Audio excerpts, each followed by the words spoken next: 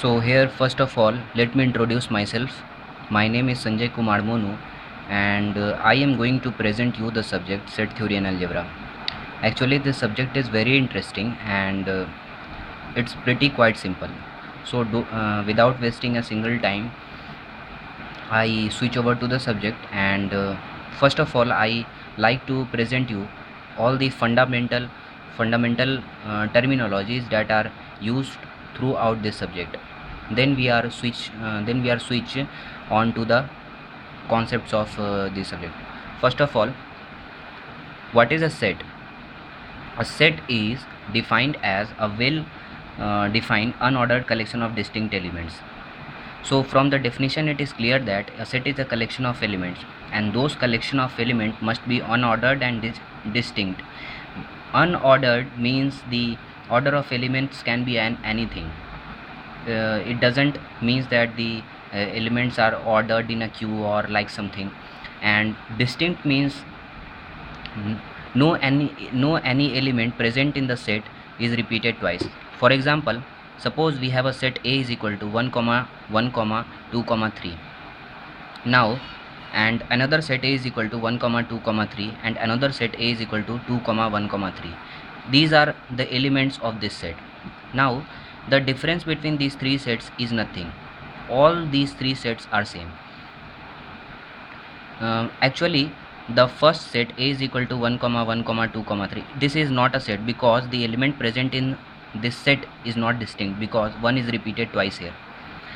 Now here I mark out unordered and distinct.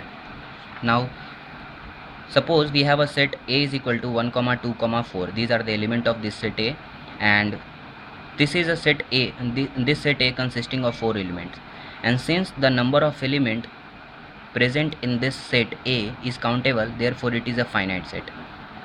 So actually this is a set consisting of 4 numbers, so it is a finite set.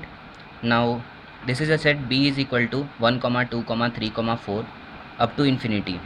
Now this set consisting of elements up to infinity means the number of element present in this set B is infinite, therefore this is an example of infinite set. So from these two sets I cleared out that a set can be finite or infinite. Now look at this set C.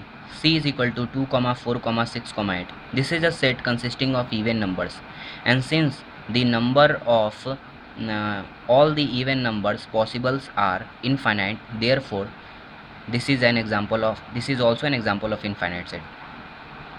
Now this set is interesting because S is equal to set of all students in a class. This set actually tells us that set can also be expressed in words. Okay, now look at another concept, null set. Null set is actually empty set. A set that doesn't contain any element is called null set. Actually null set is a type of set in which no any elements is present. Null set is denoted by phi or this curly braces which is empty. One important point to note that null set cannot be represented by this because this is a set consisting of, because this represent a set which consists of an element phi, and since it consists of an element phi, this is not a null set.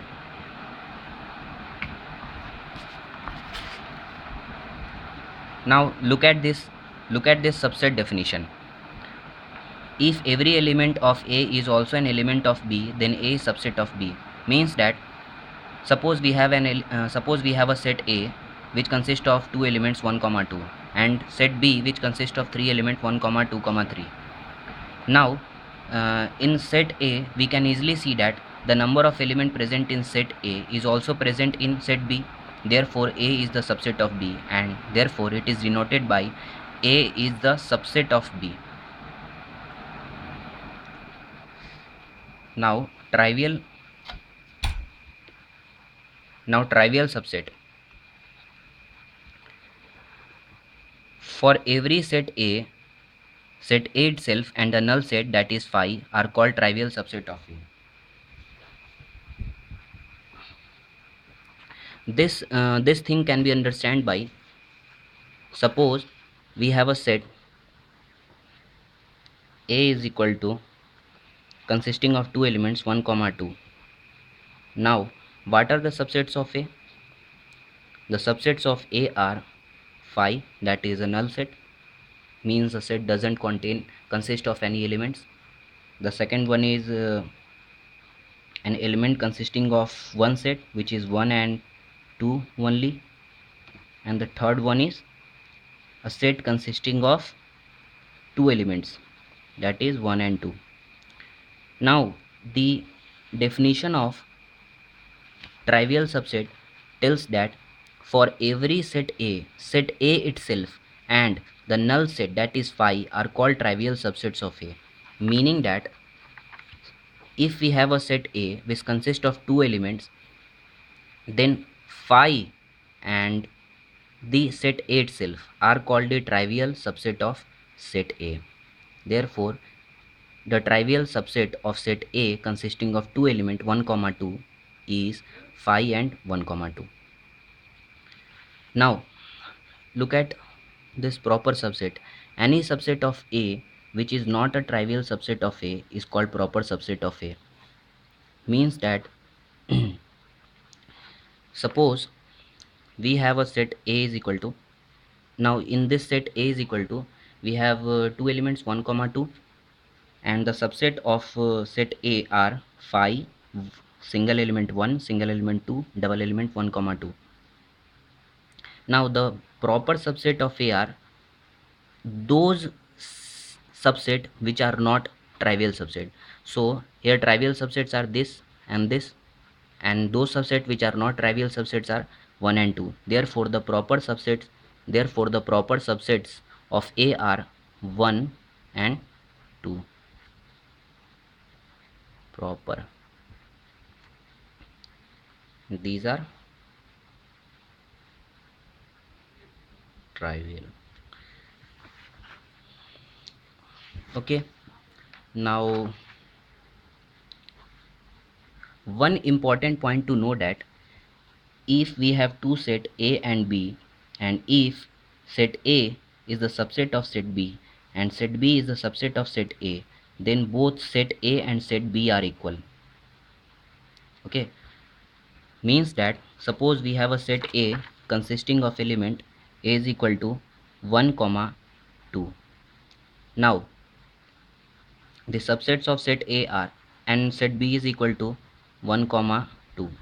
Now the subsets of therefore set A is equal to B, because both the element of, because A is the subset of B and B is the subset of A. Okay, now power set of A. Suppose we have a set A which is a finite set, then all the subsets of set A is called power set of A. It is denoted by P of A. So suppose we have a set A which consists of two elements 1 comma 2, then the definition of power set of some set, say A here, says that all the subsets of A is called power set of A. Therefore all the possible sets of A are phi, single set 1, singleton set 2, and double set 2, 1 comma 2. Therefore the power set of A are this one, means P of A.